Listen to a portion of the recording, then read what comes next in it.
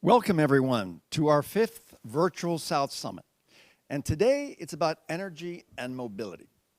So, why energy and mobility? Well, as everyone knows, sustainability is a big theme nowadays, especially after COVID. So, energy and mobility has a special role in sustainability. And today we have an amazing lineup of not only jury members, speakers, but in particular startups. With me today, I'm very honored to have our very own Maria Benjumea, the head of South Summit. Hello, Paris. Hola, Maria. Hello. Hola, Paris. Hola, todo el mundo. Hello, everyone. Welcome here to South Summit. Welcome to Madrid. Welcome to Spain.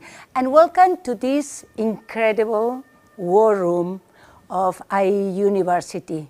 Our partner in crime since the very beginning, and it's the partner in crime because IE University really believe in entrepreneurship and innovation, and just where we are now with this incredible vertical track. As you know, so important. It's so important for society, it's so important for the world, and it's so important for South Summit because everywhere, in all the tracks, but here we have absolutely great startups, and we have great investors around the world, and we have our beloved partners from energy and from mobility and from infrastructures. Since the very beginning, we've been working all together enough. You are going to introduce all of them. So I really want, just because we have so many interesting things just to listen and to see today, that I just want to say thank you. Thank you always for being with South Summit. Thank you, Paris, for being with us because you are the greatest MC that we could ever find. And thank you to everyone because here, as you know, in South Summit, this is connection. This is innovation. And this is business for everyone. So thank you very much. Now starts the show. Yes, the show is about to begin. But before we begin, our partner in crime is IE University. And I would like Nacho Mateo, who is the head of growth and branding innovation at IE University, to say a few words. Hi, Nacho. Hello, Paris. Hi, Maria. Nice to see you again. It's all good. Well, first of all, let me welcome everybody who is watching us, and especially thank the speakers and the startups, as Maria said, who are joining us today in this new chapter of Virtual South Summit Energy and Mobility Edition. At IE University and at South Summit, since the very beginning, we've been working together with many startups specialized in the energy and mobility sectors. And after several years, we can see the growth of this ecosystem, just taking a look to all the success stories that are happening in the last years in these sectors. Actually, a great example of these success stories is the startup Wildbox, which was the winner of South Summit 2017, I think. I'm sure you remember them, Paris. And these guys in the last 2 years have raised more than 55 million euros in both Series A and Series B investment rounds. And they're just about to go public with a valuation of around 1,500 million euros. So there's no doubt that the energy and mobility are two of the sectors that have been most impacted by innovation. Anyone can see how mobility has evolved in the last 10 years. Now we have electric cars everywhere, electric scooters, electric bicycles, car sharing, Uber, Cabify, Lime, and all these technologies are directly impacting not only the economy, but also the society mindset. No? Nowadays, lots of people from younger generations don't want to own even a car anymore simply because they don't need it or they just have other options. And I really believe this is just the beginning. So there's a lot of space in these sectors and a lot of business opportunities. And that's why we celebrate these events to connect with the main actors of the entrepreneurial ecosystem. So I just want to finish my welcome remarks by wishing you the best of luck to the 5 startups pitching today, and hoping that all of you enjoy the content we have prepared in this new edition of the Virtual South Summit. So Boris, let's the show begin. All right, Nacho, thank you. All right, like we usually do, we start these events with an interview or a fireside chat.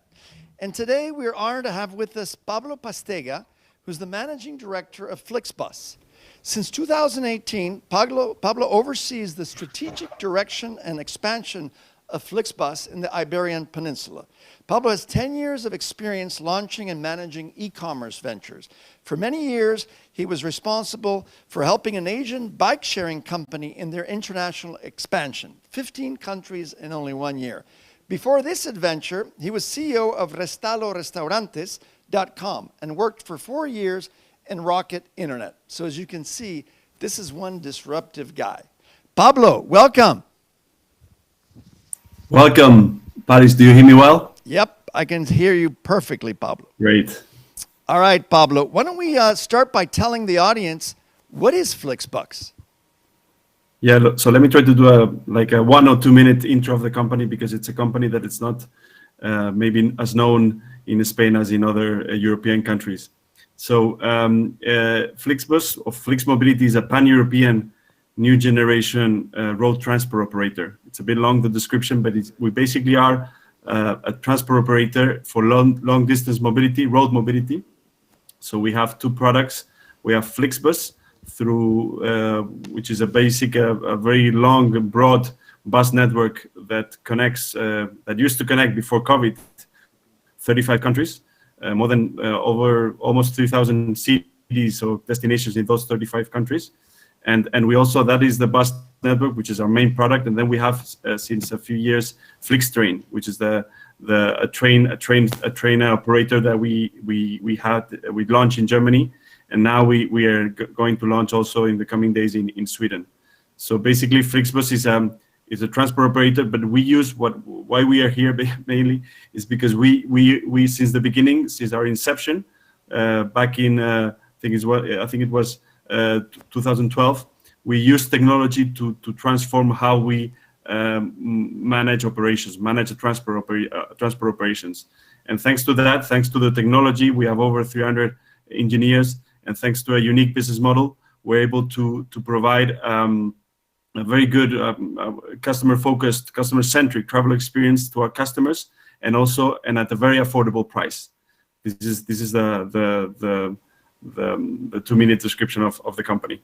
Okay, thanks, Pablo. So, Pablo, when people hear transport and they think COVID, they're probably thinking you guys suffered quite a bit with COVID in 2020, and maybe you're getting out of it now. But tell us a little more. How did the company do with respect to this whole COVID pandemic? Here, right? How did you do internally, and how did you do, from a business perspective? Yeah, so basically from a business, starting with the business perspective. So as you said, last March, in the case of Spain, it was March. I think it was the 9th or the 10th or the 15th of March. I don't remember right now. We were forced to shut down all operations, and that had happened a bit before in Italy, and after Spain came France, Germany, and the rest of Europe, right? So we were forced to pause all our bus and train lines. So we're talking about over 2,000 or 3,000 lines and many, well, several thousands of buses and trains. We were forced to stop everything from one day to another almost. So we were able to do this efficiently. Obviously, this had a huge customer impact, but thanks to the technology, we were able to really stop sales and stop everything at the good quality, I would say. Since then let's go back to last year. In summer, in June, we were able to, as borders began to open again, we were able to start setting up deploying our operations again. Just to give you an example, in Spain, we were able to do this pretty fast. So in like almost 1 week, we were able to put like 10, 15 lines, 30 buses running from one day to another. And since June of last year, we've been able to maintain, despite all the changing regulations which have happened, all the border closures, travel restrictions that have been imposed at different periods in time, we've been able to basically keep a basic offer on the streets, which I think has enabled us to maintain, to provide a basic service, because it's important to consider for most of you here, you might know it, but transport is an essential service, right? transport, some people think about transport only for leisure, but transport is also very, very needed for many other things. So even during the pandemic, even in the last months, we've realized that many people needed to move from one place to another, from one city to another. And I think the fact of having this network on the streets, and also by the fact that many of our, let's say, other means of transport have paused their operations. Many airlines, many train operators have had to reduce drastically their operations. We have been able, through our business model and through our flexibility, to adapt pretty quickly to the demand.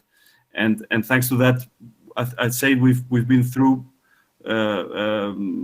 probably much better than other operators these last months. That would be from a business perspective.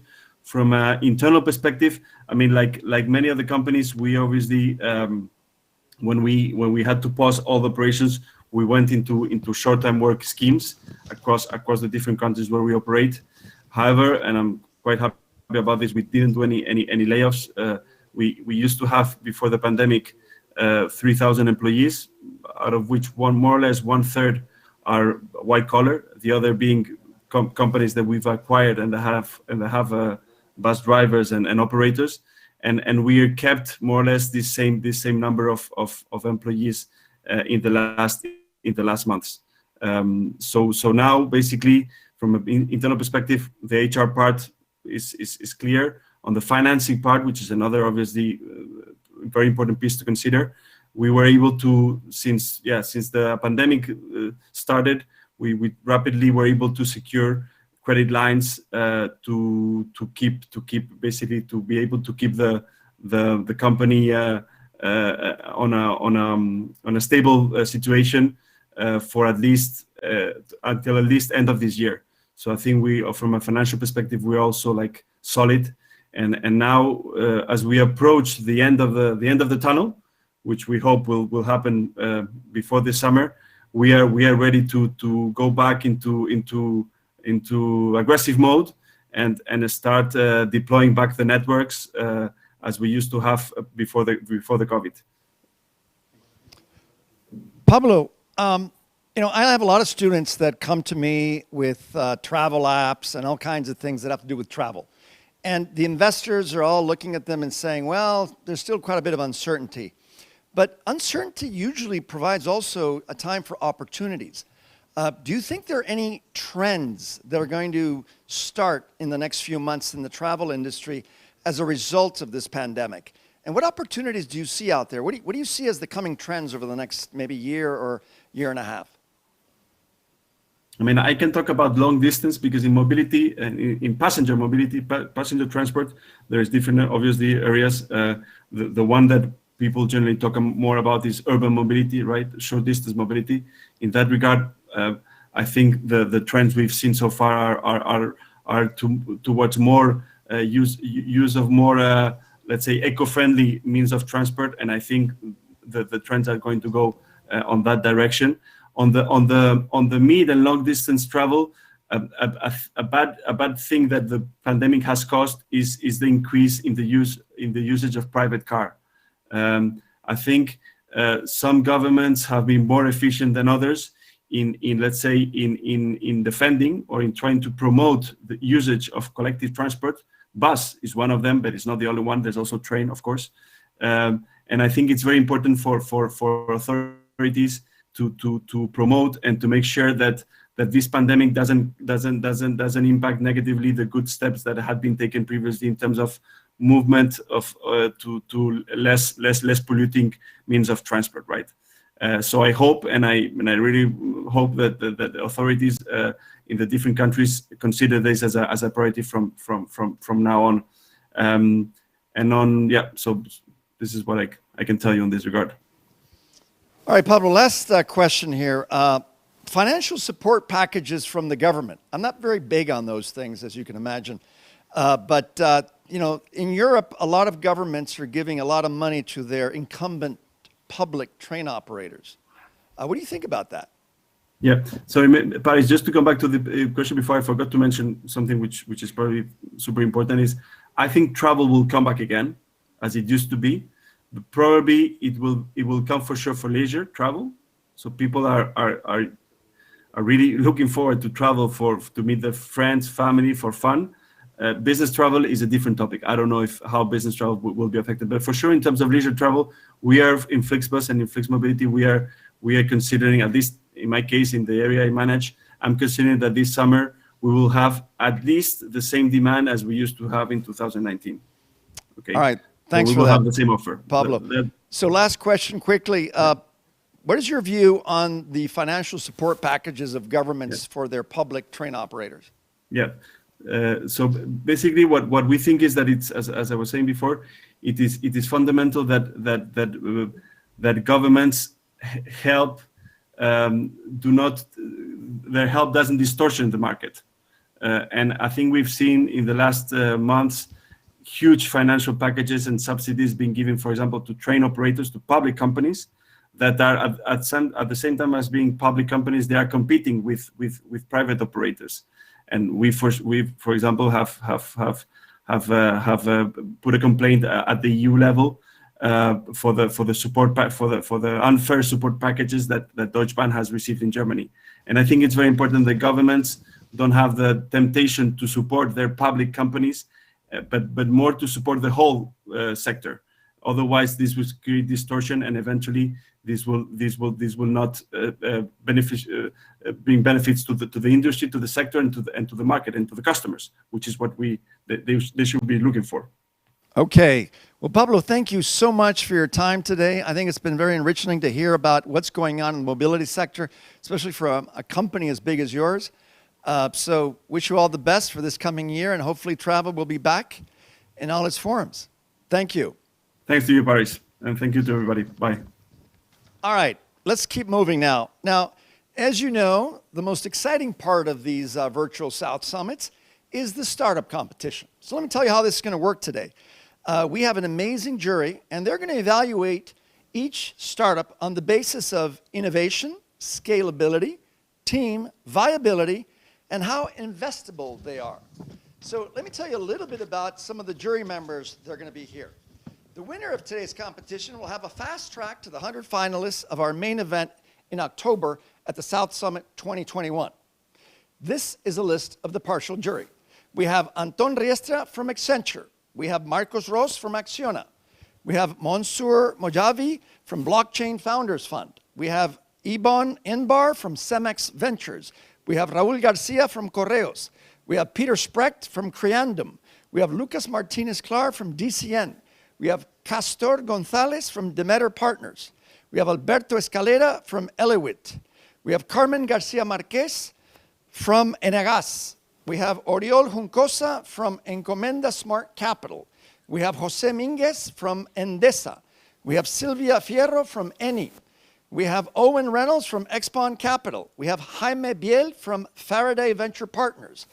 We have Ciro Acedo from Ferrovial. We have Diego Fernandez from Jellify. We have Martin Beitia from Iberia. We have Carlos Moser from Inveready. We have Venecia Holce from Elmarx. We have Javier Montenegro from Mutua Madrileña. We have John Chamberlain from Naturgy. We have Rodolfo Dieck from Proesa Ventures. We have Carolina Garcia Cortez from Prosegur. We have Andrés Gómez Moron from Renfe, Ana Benavent from Sacir, and Santiago Diaz-Mor from Wyra. So as you can see, I think we have most of the VC community in this country. All right, so let's get going. And a big welcome to this amazing lineup of jury members. Okay, we're going to start with the first startup right now. This startup is from the country of the United Kingdom. EV Energy optimizes EV charging, making it greener, cheaper, and smarter for customers. Join me in welcoming Chris Darby, the CTO and co-founder. Hi, I'm Chris Darby, and I'm the CTO of EV Energy. EV Energy is a software platform to manage electric vehicle charging and deliver simpler, greener, and cheaper charging anywhere in the world.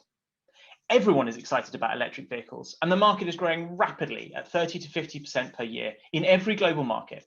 And by 2030, there'll be 250 million vehicles on the road. But the most challenging thing about owning an electric vehicle is charging.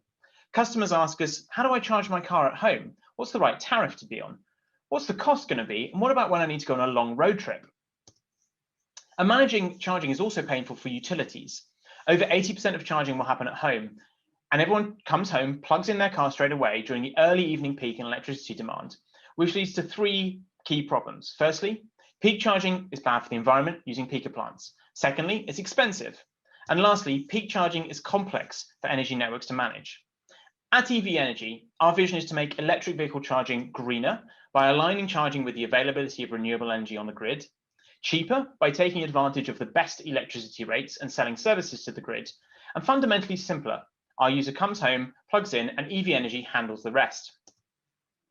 Our solution has three parts. Firstly, our software platform connects to energy utilities and networks anywhere in the world.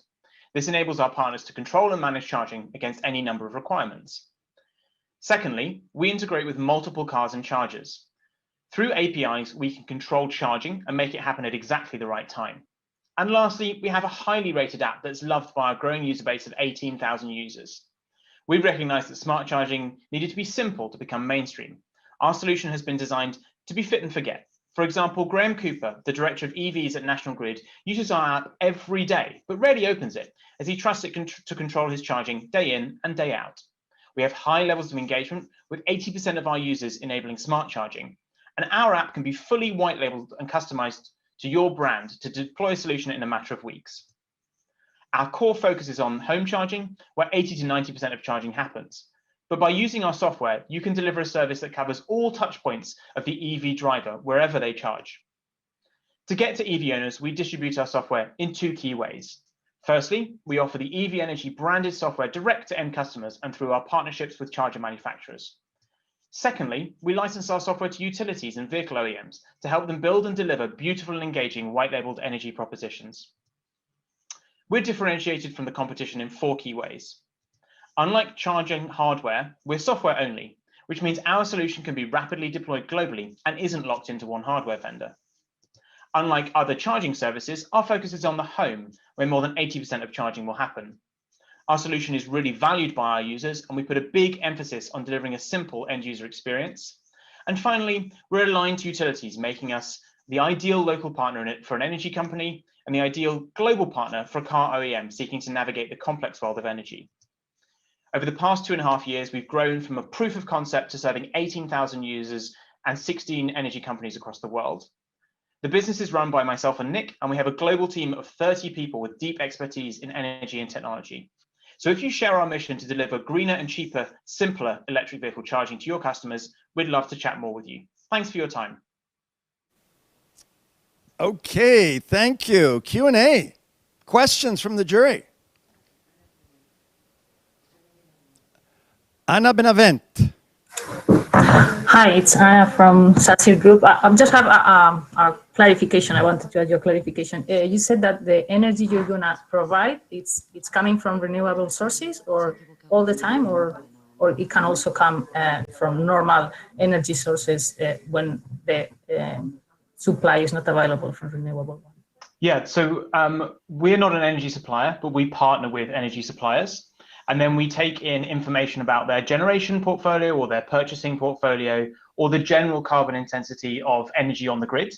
And we make sure that all the energy the user requires is delivered, but we start with the lowest carbon energy first. And also, if the user has solar on their home, we will use the weather forecast and information about their solar panels to make sure that that solar energy goes straight into their car, even avoiding the need for the utility, if you like. Okay, thank you. Very interesting. Great. Jose Minguez. Yeah, I have a question. You mentioned that you get agreement with electricity companies, but for have the right tariff for each of your clients, you probably need that the tariff he has is registered under your platform, because you know every company has the tariff, every country have their own feed-in tariffs. How do you manage that? Because you say you are a worldwide company. I understand you have a deployment progressive in countries. How are you managing this? Yeah, so we do a combination of things. So where tariffs are available through APIs, we pull those in. We also crowdsource the information. So when the user signs up, we ask them, what's your tariff? What's your rate plan? And we have coverage of the key tariffs for the UK. So we have pretty much coverage of all the utilities in the UK. Also, markets like California and Texas are really important to us. We've just brought in all the tariffs in Germany as well. And we sort of incrementally, as we roll out to each country, we bring in more data. All right, thank you, Chris. One more question from Anton Riestra, please.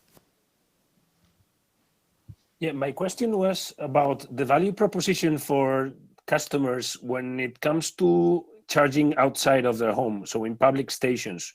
What is it that you're offering them?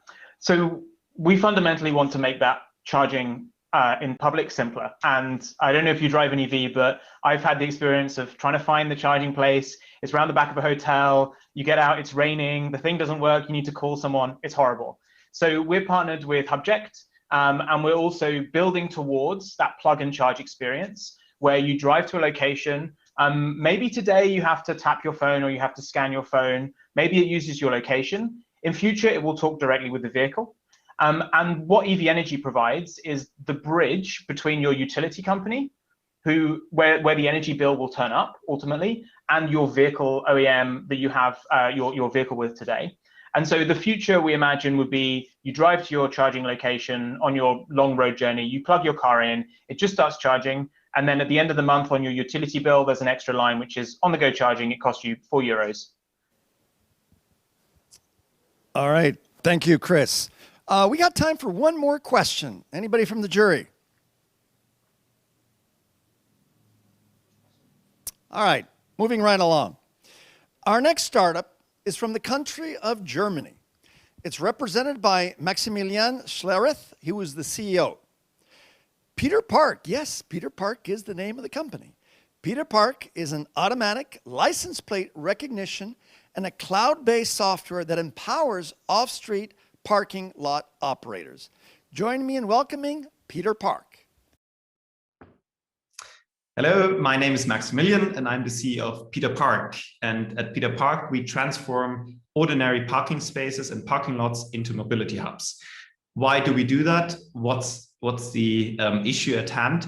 Well, right now, there is actually quite a divide. We have cities with on-street parking and lots of traffic there, and we have parking lots. But often the mobility services like parking apps, shared mobility or ride hailing that work in an on-street context, they aren't really connected well to the off-street parking lot areas. And that means, of course, that a lot of mobility that can happen within cities is actually quite limited. So it's actually our goal and mission to change that. And why is that important? Well, a lot of these parking lots, there are gatekeepers on it, which is old technology like physical barriers. So our idea is actually removing these barriers and making sure the mobility services that you have in a wider on-street context are also available in an off-street context.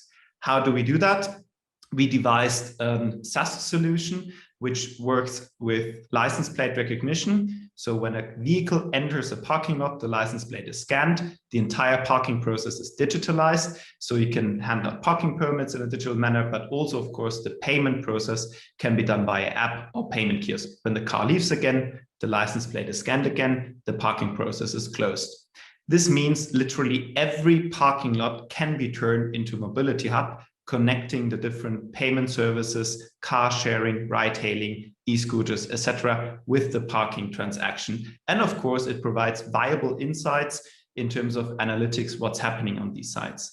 So now if we look at the market, it's actually quite huge. In Germany alone, there's a total revenue and value generated of 2 billion on average each year. And if we look at what is at the market already, actually very simple to install hardware solution, IoT solution combined with the software is still missing to give providers and operators and cities an easy way to digitalize their parking lot infrastructure. So how do we make money? First of all, we take as a software as a service business a software license on a monthly basis. We also retain revenue share and app kickbacks.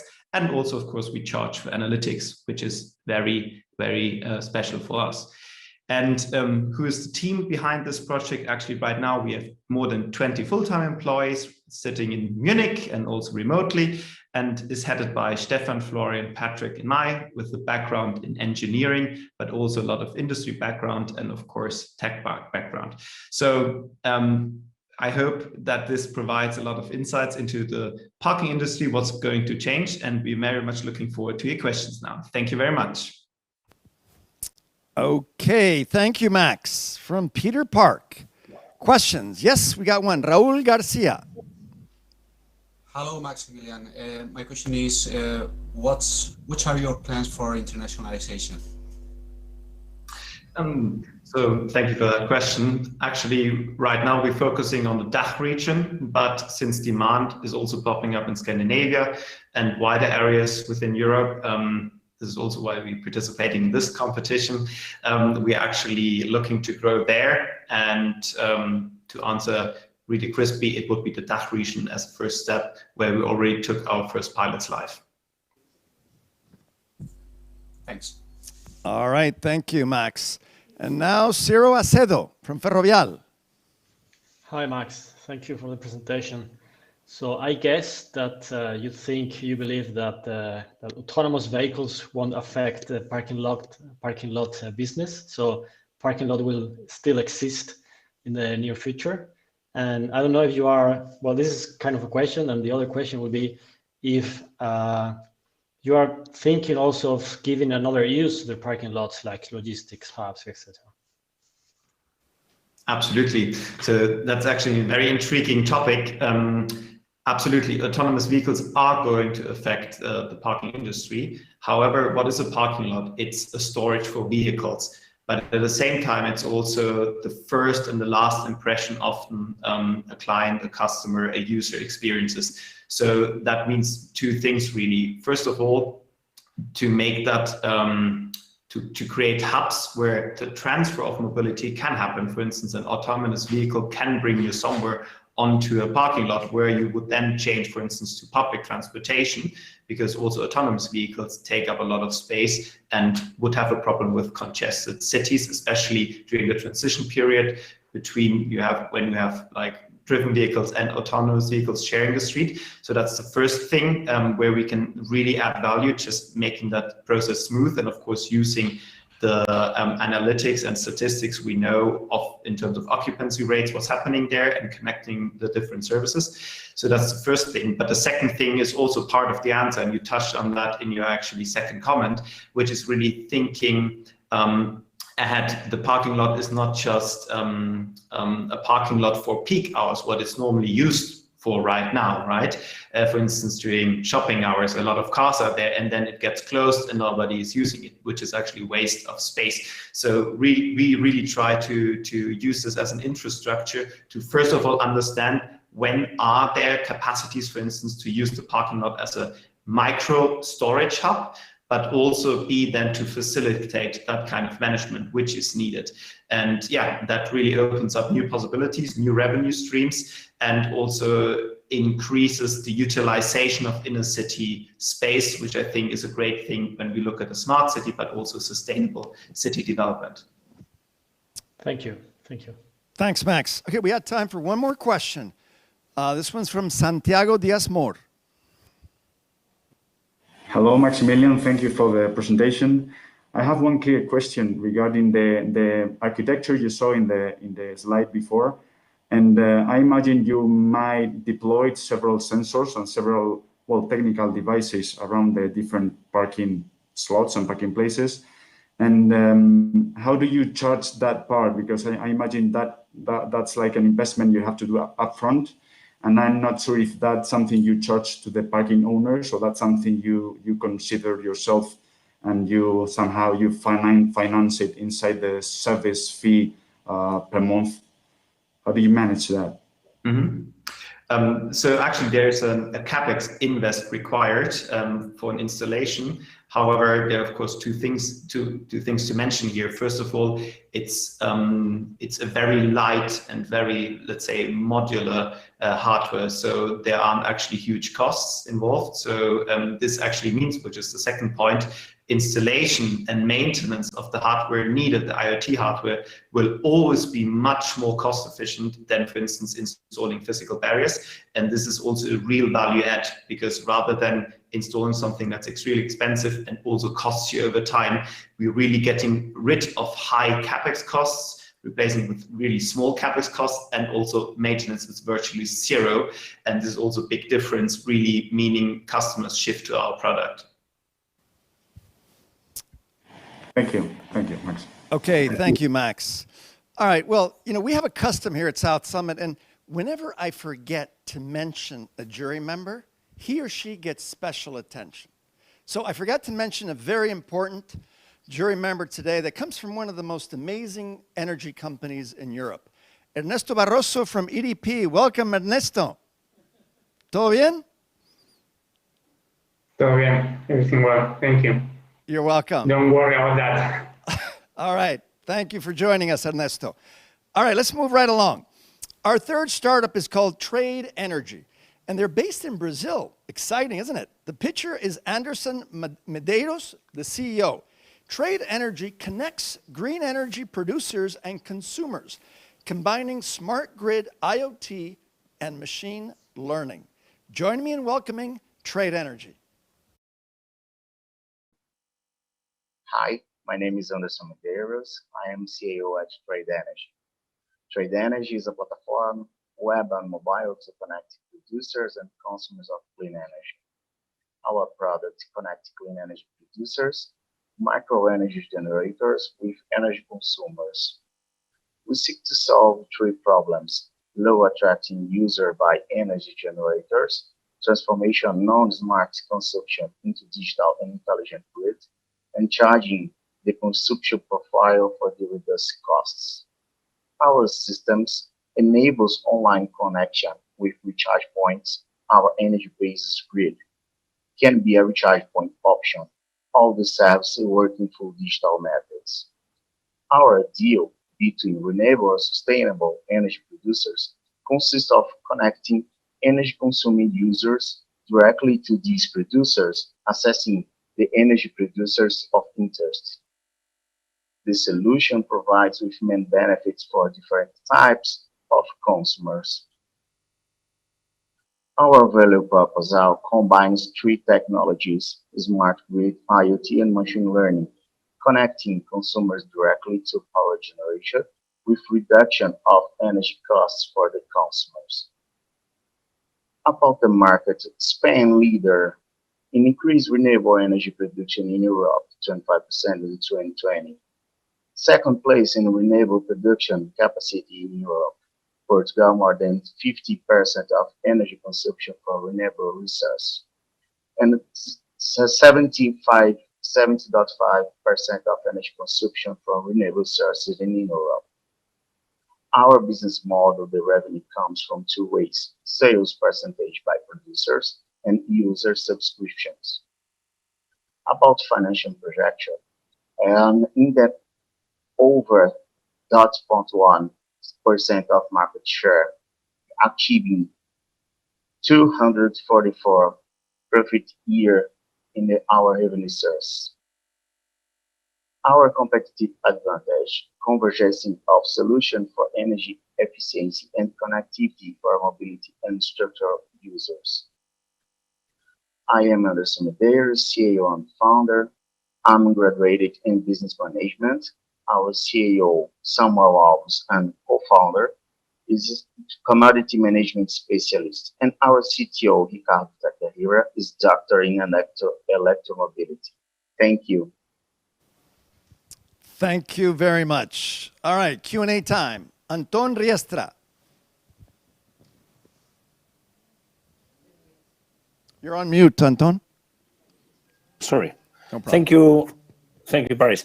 Thank you very much, Anderson, for your presentation. My question is this platform engaging operational assets with customers, or can it also engage project finance in a way to secure revenue streams for a certain asset so that it gets built? Hi, Anton. Thank you for the question. Initially, we are focused on the connection the generator directly with consumers, but our platform it's have a vision to turn up a marketplace, and in this marketplace can be other products and other services, which can be affinity to energy solution or energy services. Many thanks. All right, moving right along, Raul Garcia. Hello, Anderson. My question is, you mentioned machine learning as a key element in your value proposition. I understand that machine learning is used to help with the matching between producers and consumers. And I think if that is right, if that is so, can you explain a little bit how does it work?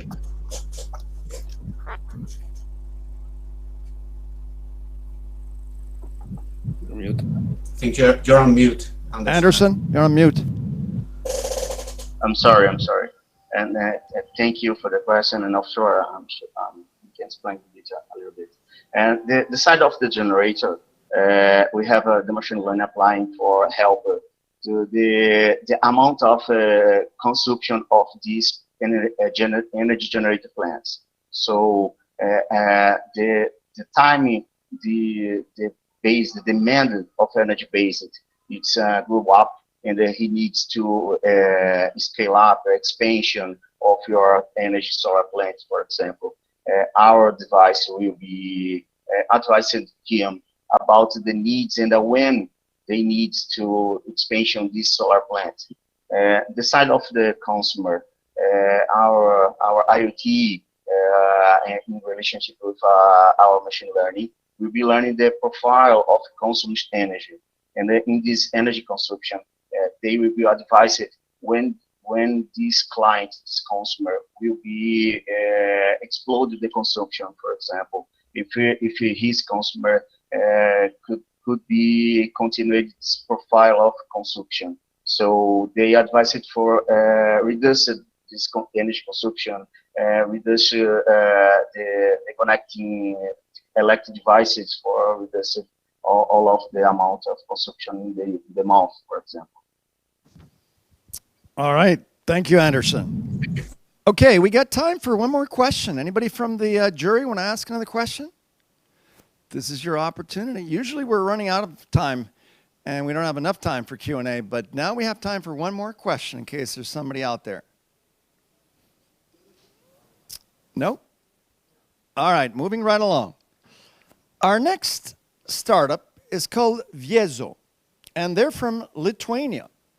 Viezo is being represented by Donat Ponmaryov, who is the CEO. So what does Viezo do? Well, Viezo's core technology is vibration energy harvesting, capable of converting vibrations into useful electricity to power wireless IoT sensors and asset trackers. Join me from the country of Lithuania, Viezo. Hello, my name is Donat. I represent startup Viezo. We're based in Vilnius in Lithuania, and we're developing vibration energy harvesting technology. So currently, almost all of the wireless sensors installed in the industry are powered within the batteries, which last on average 5 years there. After those 5 years of sensors operation, the battery dies and it has to be replaced by a human being. It is calculated that changing just one sensor's battery costs approximately 150 euro, where the major cost is the human labor, and this process repeats every 5 years. So how do we tackle that? We do a source of renewable energy, which can make the sensor solution in the industry as a fit and forget, therefore saving massive costs over time and creating significant value. And right there, you can see a very brief GIF showing the design of our developed construction vibrating live on one of the applications. Now look at this chart. Let's say the sensor with the integrated battery costs €100, then the sensor with the vibration energy harvester would cost approximately €150, as we're about to price it at approximately €50 level. So in 15 years, there will be 2 battery changes, which will end up costing approximately €400 in total, while energy harvester backed sensor will have its cost exactly at the same level during the whole time. The real beauty of what we do is that yet and still we are the first and the only ones in the world commercializing the vibration energy harvesting based on the piezoelectric polymer technology, and the international PCT patent for our made efficient design structure is filed and pending.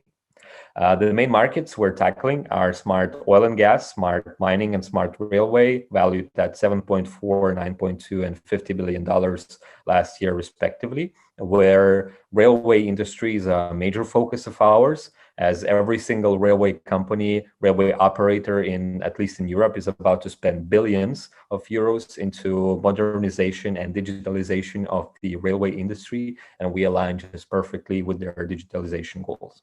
So more than 30 companies worldwide have purchased our development kits, including several big names like Honda, Alstom, Siemens Mobility, and SKF Group, and we undergo POCs with major corporates in Europe, to which we develop an individual solutions, which shall lead into serious supply contracts next year.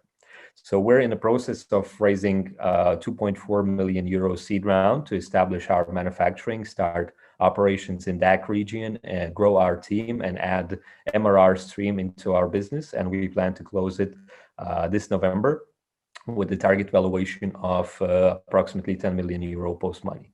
So you can find me on LinkedIn by scanning this code, or send me a message there if you feel that Viezo might be a good fit under your fund strategy. I look forward to hear from you.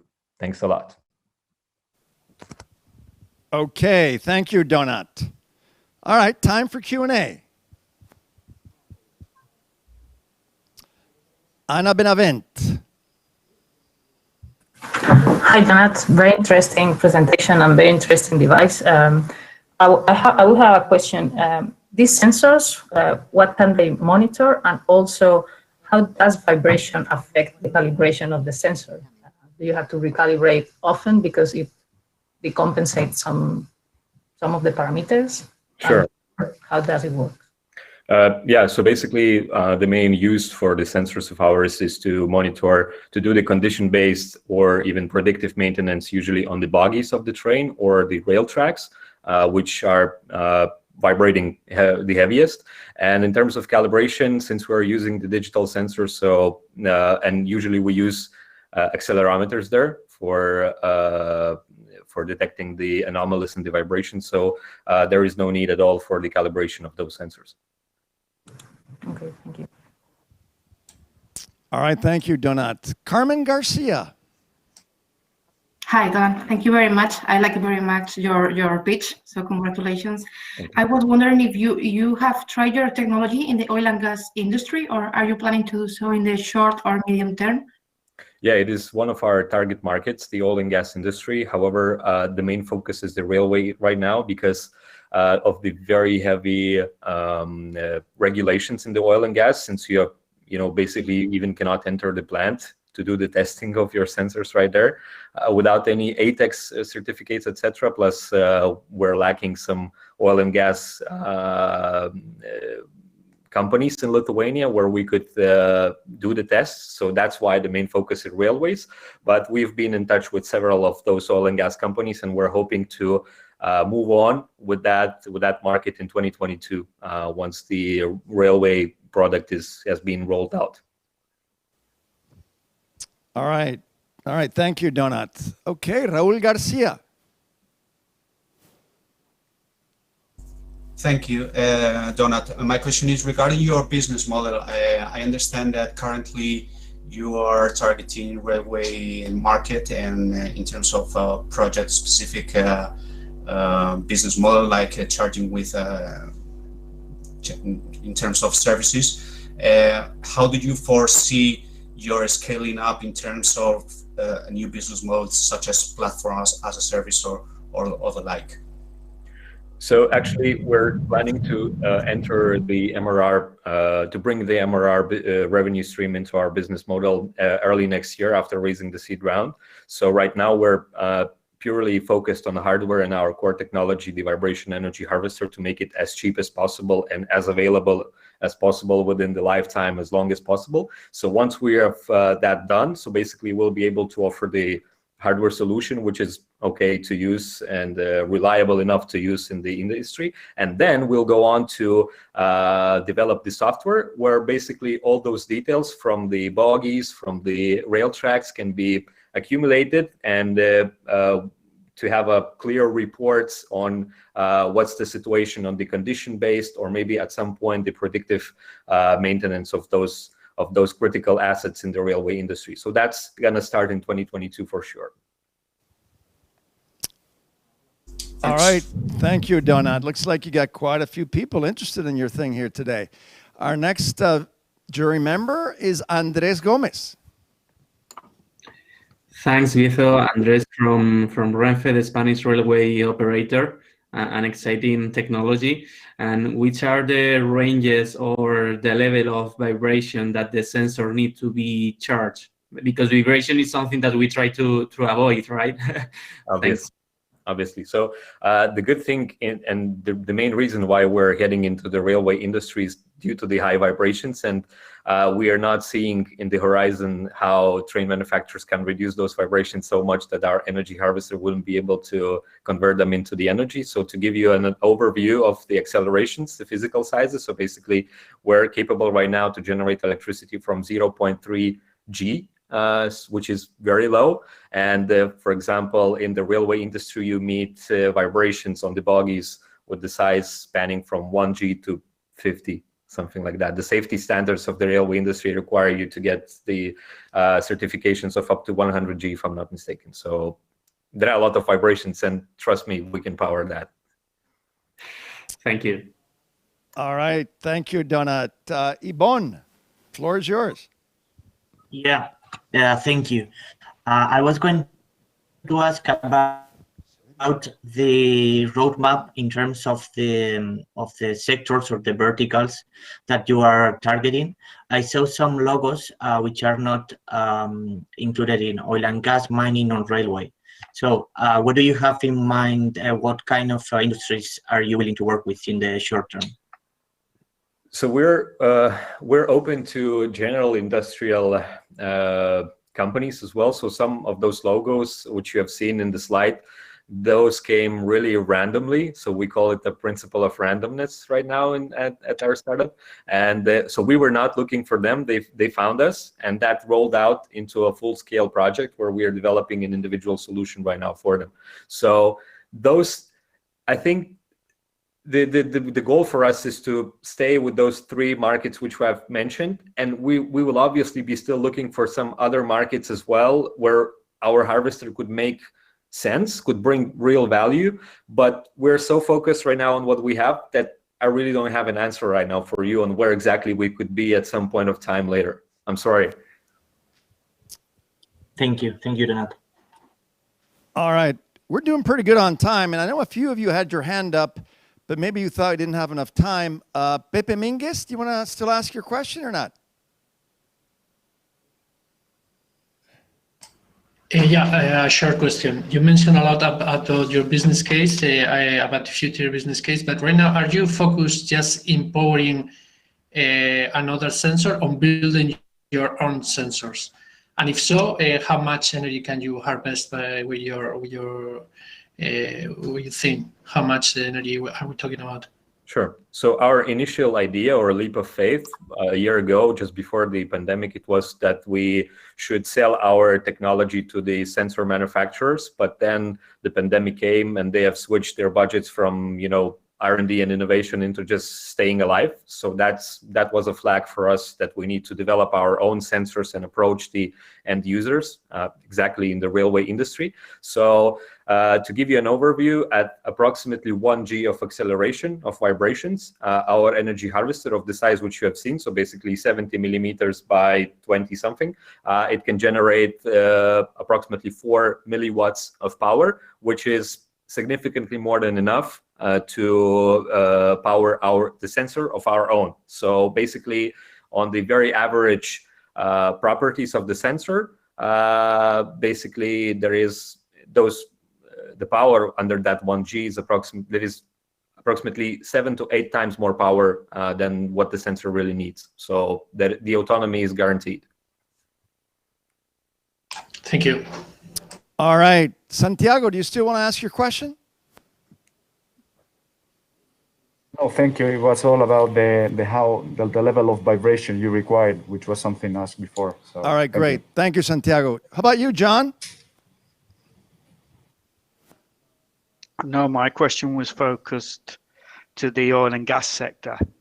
And if I added on to the question, what it is to simply ask Donut is, what is his final vision for his products? Is it a multi-sensor solution or individual sensors? What more could you easily vibrate and you can easily measure and transmit? Basically, the final vision for our product, which we're seeking, is to make it as cheap as the battery. So we're not looking at the sensor end product as it is, because if we'll make it very, very cheap and valuable, so we won't really care about the types of sensors. So that's the goal, is to make it as cheap as possible and to scale it as much as we can all across the world in various industries. Okay, thanks for that. All right, thank you, John. Thank you, Donut. I mean, maybe, do you want to introduce the next startup? I mean, you've been talking for the last hour, I think, haven't you? I apologize. No, on the contrary, this has been great. This is exactly what we want, to get our jury excited about our startups. And your startup is fascinating, as I'm sure is our next and our last startup in this competition today, from the country of España. The pitcher is Felipe Hidalgo. He's the COO. The company is called Vonzutech.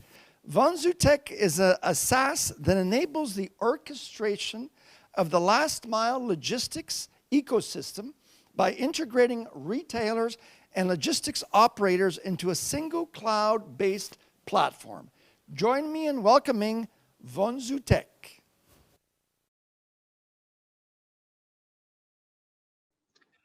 Hi, good afternoon. Thank you for being here. My name is Felipe. I'm the COO of Vonzu. We are disrupting the way the last mile ecosystem is working with our cloud-based solution for logistics and distribution. As we all know, 2020 was a year of changes. Logistics became crucial, and this was because around 100 billion packages were delivered worldwide. And this is expected to grow until 200 billion in the following years. The market is quite big. E-commerce sales worldwide reach $4.3 trillion US. That's a 20% year-over-year increase. So why this is an issue? Mainly because it is impacting directly urban mobility. Now more than ever, people live in urban areas, around 4.4 billion people, which is exponentially increasing the last mile deliveries, more small orders every day, which is coming from demanding customers that are asking for faster, cheaper, and flexible deliveries. As I said, this is impacting urban mobility with more vehicles in cities, more CO2 emissions, and traffic in the cities. In Vonzu, we are leveraging our technology to enable the orchestration of the last mile ecosystem, integrating retailers, logistics operators, and clients under a single cloud platform. By optimizing these workflows and processes, we are improving urban mobility in the cities. Our technology is helpful for two clients. Retailers, they leverage our technology to orchestrate delivery operations and to use the circular economy for reverse logistics, for example, and to keep happy and informed customers about the deliveries. And from the other side, logistics providers are using our technology to boost field productivity in more than 35% with the efficient use of their resources. The market, as I said, is huge. It had been growing approximately 1 billion per year. And our mission is to become the de facto way of operating to achieve a more integrated, efficient, and sustainable urban mobility. Some numbers from our company from since 2018, more than 1.2 million orchestrated deliveries, 400 drivers using our technology in more than 10 cities across 4 countries. And here are some clients that use our technology daily, both retailers and logistics providers. So this is our presentation. I hope that you liked it. If you have any questions, please send me an email. And we're looking for new clients and partners to join us in this adventure. Thank you. All right, thank you. Okay, Q&A time. Anton Riestra, please. Hello, Felipe. Thank you very much for your presentation. I just wanted to clarify. So basically, you're getting the last mile deliverers in touch with last mile suppliers so that the deliverer can basically get several packages to be delivered to the same area at the same time, saving a certain number of routes. Is that correct?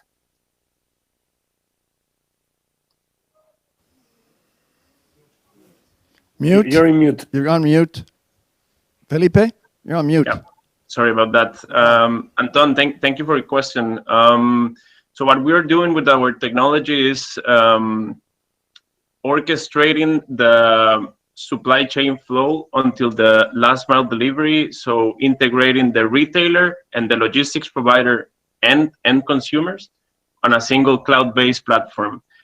As you said, retailers will benefit because they will get delivery streams into logistics providers, so reducing costs. Instead of paying per package, they will pay like a methodology of Amazon, paying by stream, and they will be able to leverage the way that they operate in the urban mobility.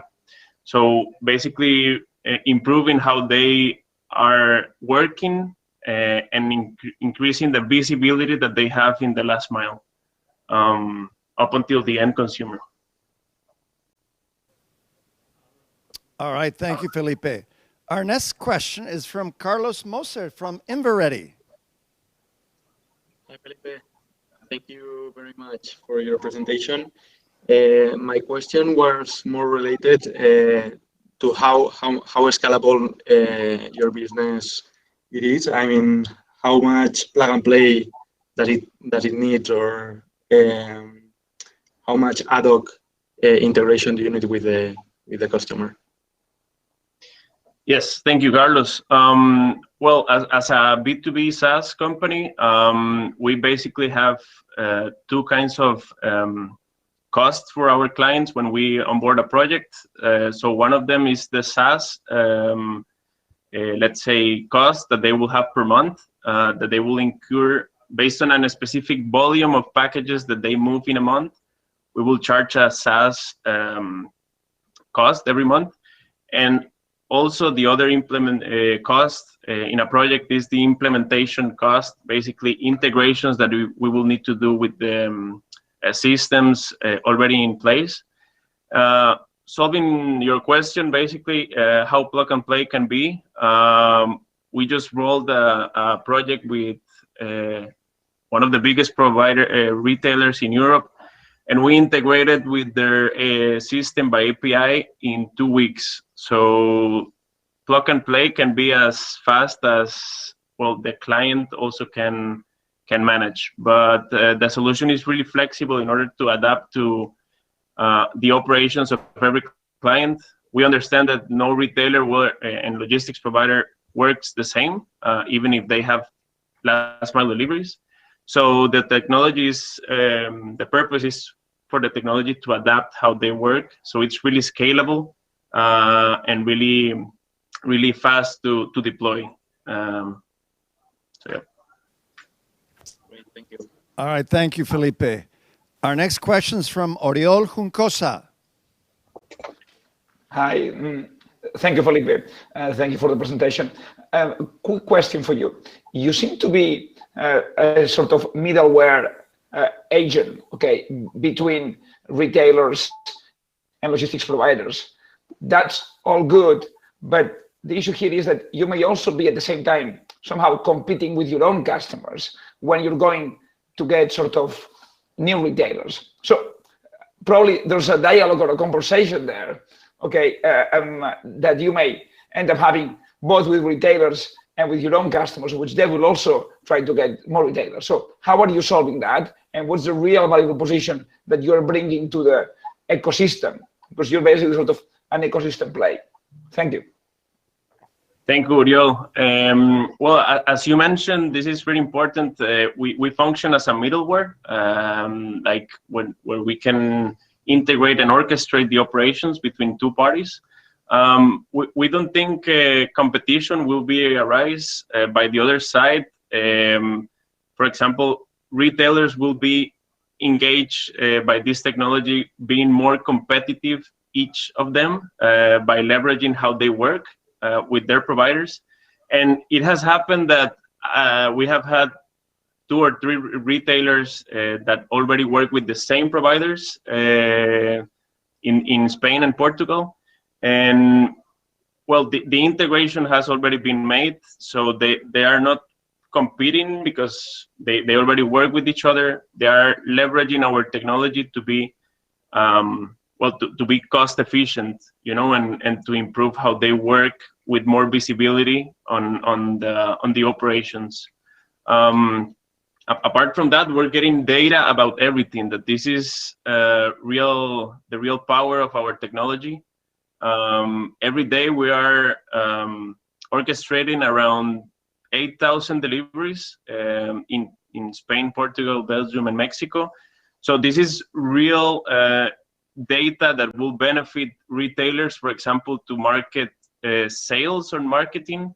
We have, for example, heat maps on where the customers are ordering, where are the more dense areas in cities, in Barcelona, Madrid, for example. And this is valuable information for retailers to get advantage on how they work. You know, so it's endless with the data that we have, the possibilities that they can achieve. All right. Thank you, Felipe. And our last question is from Carolina Garcia. Hello, thank you very much, Felipe, for your presentation. I have 2 questions. The first one is if your platform is ready for real-time parcel tracking. And if the second one is if you have a segmentation of the different transport types, for instance, refrigerated or armored trucks or specific conditions. Thank you very much. Thank you. Can you just repeat the first question? I didn't quite understood the first one. Sorry.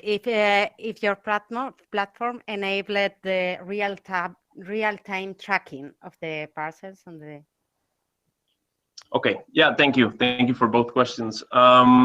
So the answer to the first one is yes. We provide real-time tracking to retailers on what's the logistics provider doing. So we have done this in several cases for retailers, and what they do is basically they have a live map that we call with the performance on each logistics provider, how they are delivering incidences, successful deliveries, etc. So the information is flowing in real time for every case: logistics provider, retailer, and end consumer. As an end consumer, you get real-time notifications about what's going on with your delivery. We have all had this situation that they send us a notification like your package will be from 8 to 7 p.m. in your house, so you'll need to wait all day. So yeah, the real-time tracking is available for every party. And the other question regarding the segmentation, we have basically well-defined 2 verticals. One of them is retail, as I mentioned before, that basically e-commerce, that they have last mile deliveries. And the other vertical, as you mentioned, is logistics. So in logistics, it can be a 4PL company, 3PL company, or 2PL company. 4PLs well, basically they outsource transportation, so they will have our platform as a control tower. 3PLs also similar, and they will, well, boost the productivity with the use of our platform, and 2PLs will inside urban cities managing their operations. So we have pretty well defined the transportation vertical as well. I don't know if I've solved your question. Okay, thank you very much. Well, that brings an end our startup competition. Now the jury is going to deliberate, and in a few minutes, we're going to find out the winner. But before that, we have a special treat for you. A lot of people wonder, so what happens to the companies, the startups that compete in South Summit? What happens to them after they leave South Summit? Well, let me tell you, and Maria can tell you a lot better the success stories that we've had over the last few years. But what a better way to hear it directly from the startups themselves. So for this conversation with a couple of finalists from the past, I want to bring back Maria to the stage. Yeah, well, it has been great, the competition. The five finalists have been absolutely great, and the jury with its question, absolutely. So now, well, I'm really lucky to be here with Paris and introduce to you this conversation with our startup finalists. And I'm just seeing Boyd Cohen is the CEO of UMOOP, and he's finalist, and he's the winner of the track of mobility and logistics in South Summit 2019. Hello, Boyd, how are you? Great, thanks. Thanks for having me. Great having you here. And I want to introduce you to Paul Valls-Soler. He's the co-founder of Submer Technologies. And Paul, hello, Paul, how are you? Because you are the winner of South Summit 2020. Aren't we lucky to have both of them here today in our conversation? Hello, Paul. Thank you very much. A pleasure to be here. Thank you for this opportunity.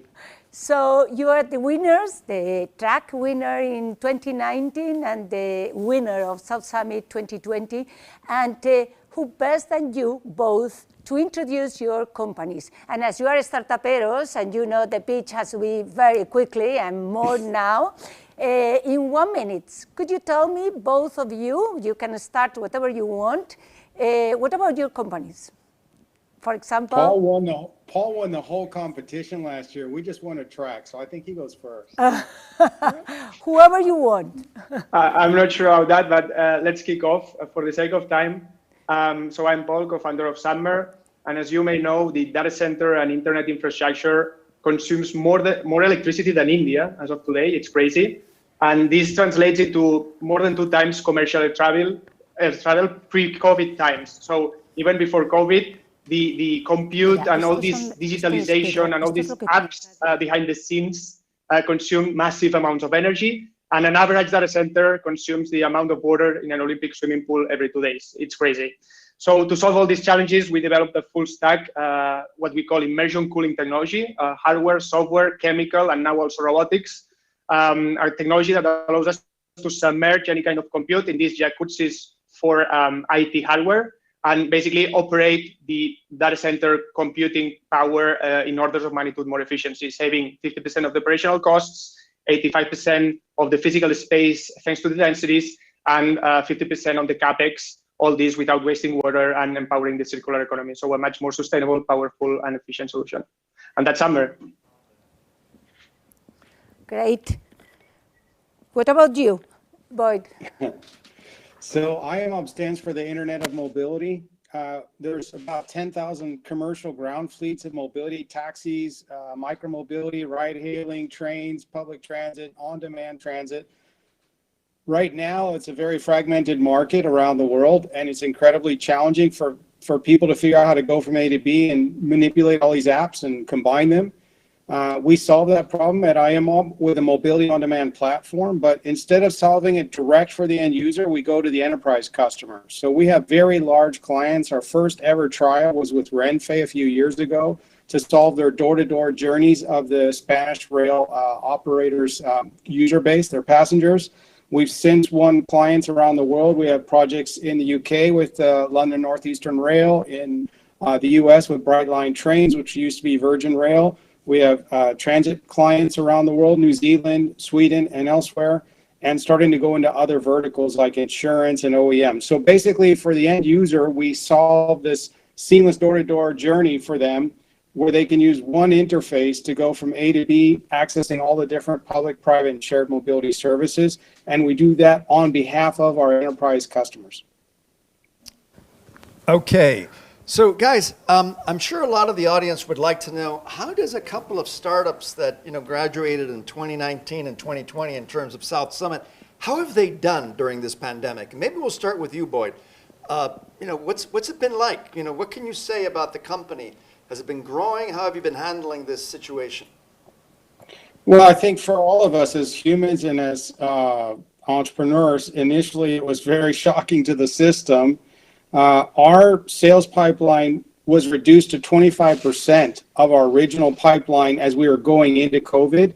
And that's because a lot of our early buyers are very large transport operators. And we all know that transport, rail, and public transit and the rest was killed by COVID. So it was problematic, but I created a philosophy in our company early on. I said, you've got to hibernate. You got to innovate, not hibernate. So we used COVID as a time to innovate internally while we were working to recover our sales pipeline.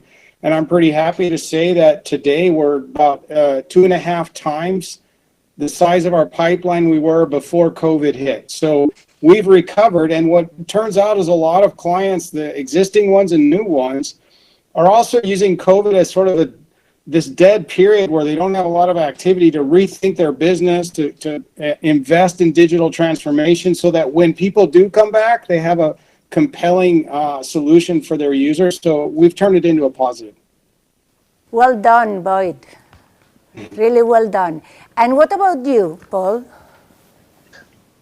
So for sure it has been challenging times because it took as a surprise at the beginning. We had a very good end of 2019.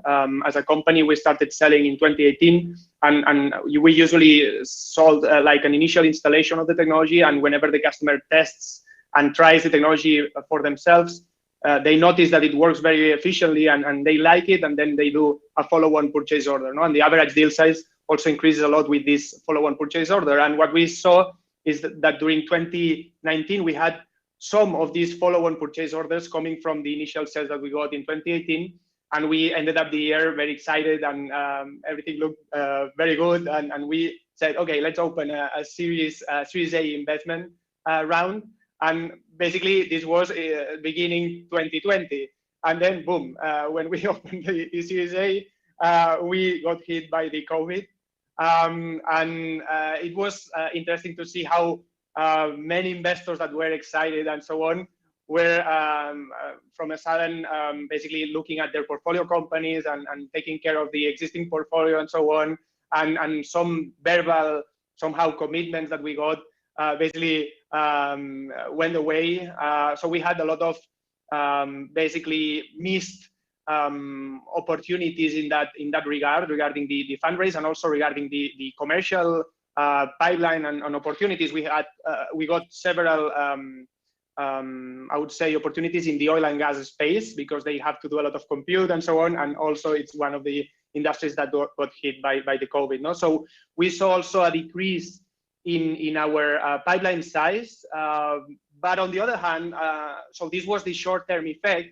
The long-term or mid-term, long-term effect, or the perception, was that there was a lot of momentum also on the other hand because of all this trend in digital communications, online collaboration, remote working, and so on. So everyone was stepping in the gas around digitalization and so on. So we somehow compensated the short-term effect into the pipeline with new opportunities, or at least new engagements with enterprises and companies that were looking at this challenge as an opportunity to somehow reinvent and digitalize. So all these people that usually was traveling around the world, and all these decision makers that were very difficult to reach out during normal times because they were in trade fairs or assisting whatever meetings abroad and so on, they were able to be sit in the same virtual table. So we were able to close agreements or strategic partnerships with distributors and somehow OEM, silicon vendor companies, and so on, so that we reinforced these strategic partnerships while we kept somehow as we could the pipeline and the momentum. So in terms of revenues, we stayed more or less in the same order of magnitude, but we expected to grow much more. So it was like a same order of magnitude in that regard. But on the other hand, we got the positives of the partnerships and the channel also. So the channel sales that gives us a scalability, and it's proving successful now in 2021. So yeah, roller coaster, I would say. Great. Yes, but in general, life is a roller coaster for entrepreneurs, right? So one question that a lot of students and a lot of startup entrepreneurs ask us is, what are the advantages of doing these competitions? Talk to us a little bit about, you guys were both pretty much winners of South Summit to different extents. What was it like after South Summit, after becoming a winner? How did you take advantage of that? And what advice do you give to startups that are thinking of getting into these type competitions? You want to start, Boyd? Sure.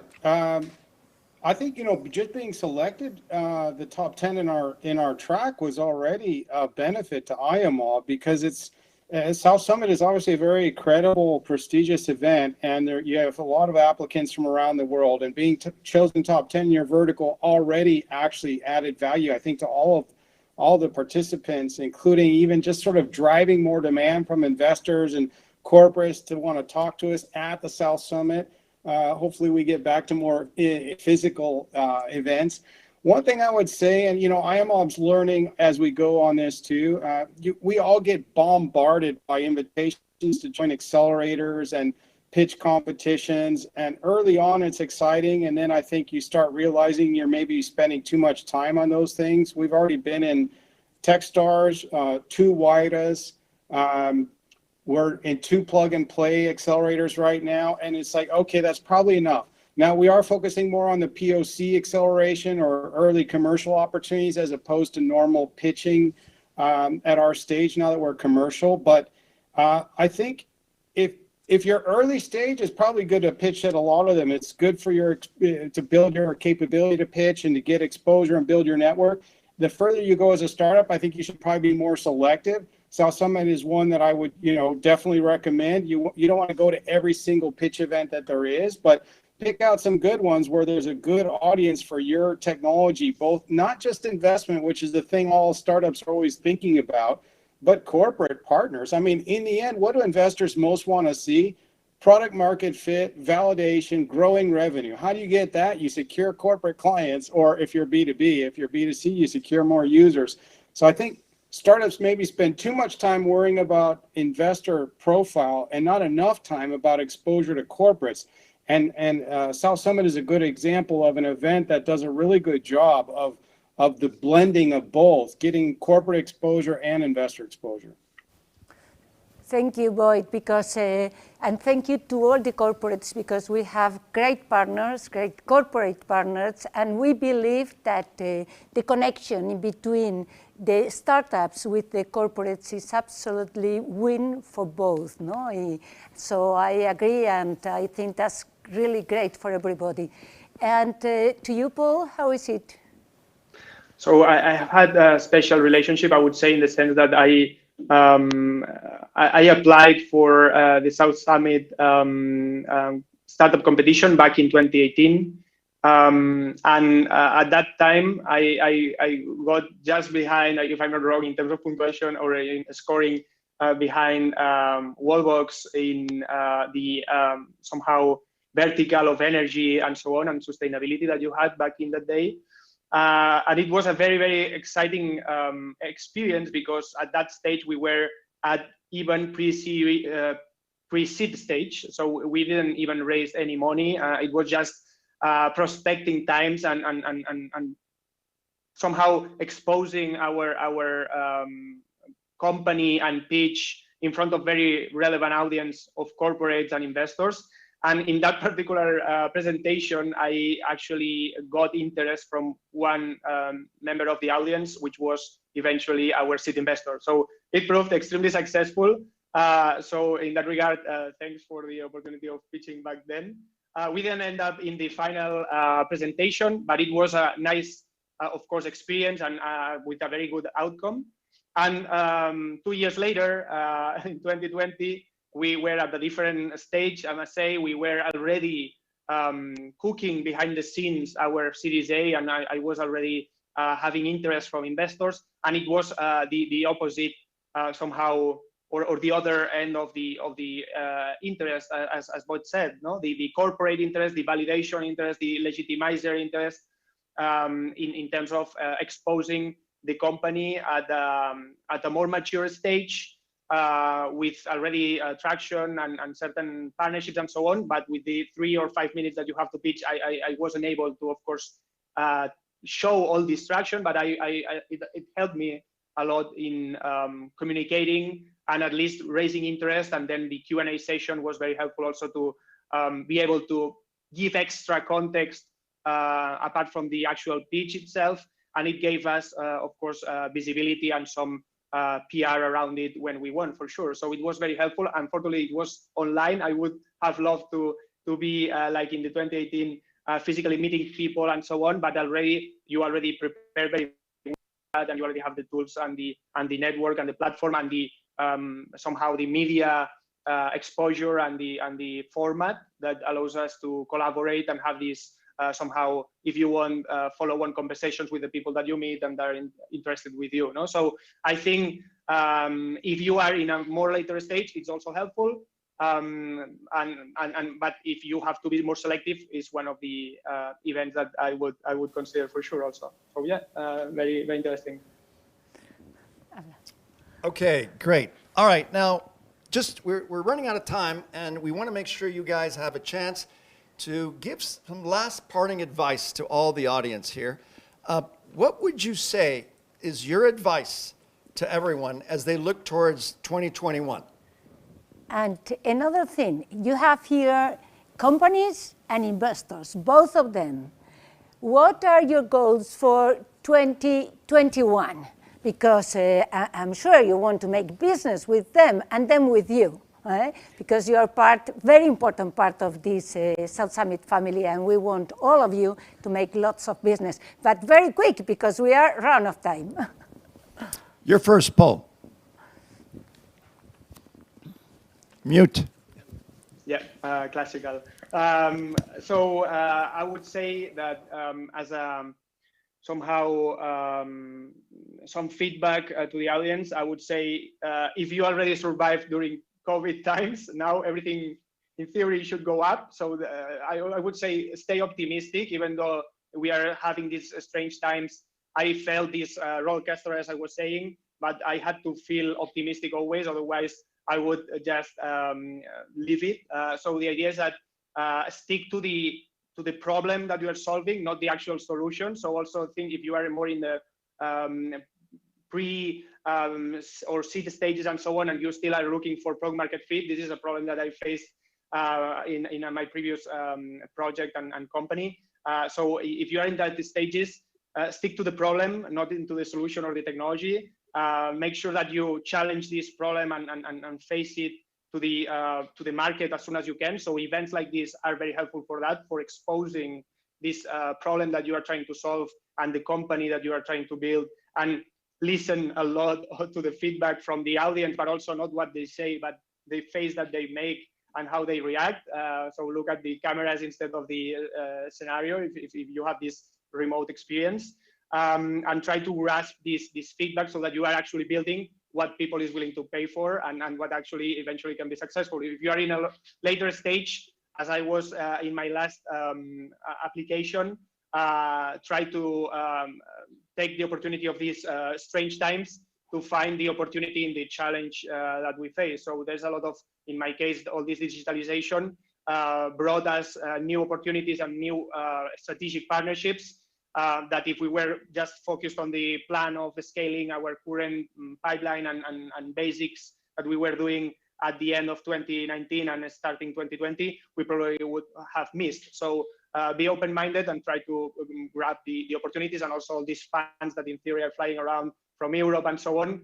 I'm looking forward to seeing that's the feedback for the investors and the corporates out there. We see a lot of opportunities in the space of recovery funds and so on. Trust companies like these startups that are innovative, that can bring this creativity and bring value and complement your execution machines to basically solve problems in a creative way. So back these companies out here, because probably we'll be able to take the most out of every cent that the governments give you for the recovery. I would say, yes, pretty much this. Boyd, your next step for your company and your goals for 2021. Business is ready for you. So we're growing. I think, we have 2 clients now in the U.S. and a handful in Europe.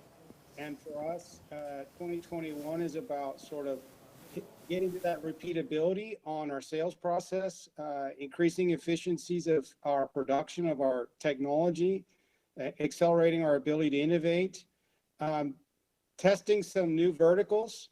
So we're moving into verticals outside of public sector, like OEMs and energy companies, insurance, anyone who wants to offer multimodal mobility to their user for whatever purpose, or their employees. And so we're doing that to diversify our revenue streams. So for us, 2021, we feel like what we've done now is gotten product market fit with our core products in our core markets and gotten commercial contracts signed. We want to get a lot more commercial contracts signed and grow our team. And again, particularly focus on expansion in Europe and North America, and definitely keep growing our team. I know you always hear about this. If you're advising startups or you are a startup, it's all about the quality of your team. And it's so important to spend a lot of time on recruiting good people. We're trying to recruit faster and hire faster, because it takes a lot of time, but you need good people and you need to grow fast if you want to, you team fast if you want to accelerate your growth as a company. All right, thank you. And now for the moments that we have Thank you very much waiting to you. for. Yes, thank you. So, Maria is going to announce the winner. Paris, this is the moment. Jury, is this not the moment? This is the moment. The finalists, how nervous are you? Because the 5 of you have been absolutely great, the 5 of you. But we only can have one winner. It's just a pity, but we only can have one winner. And the winner, Paris, and the winner, Jury, the winner is, who do you think? Donna Pomaryov from Vieso. Vieso, congratulations. Congrats, Vieso. Thank you very much. You want to say a couple of words, Vieso, please? Yeah, obviously. So thank you very much for that recognition. And I don't know if that's really relevant, but the day I got an email that we were accepted between the top 5, I was in Spain. That's why I'm isolating now at home. But that was a nice coincidence. So anyway, thanks a lot, guys, for your support. Thank you. And now, Maria, some last couple of words. Well, here we are so happy with all of you. This being the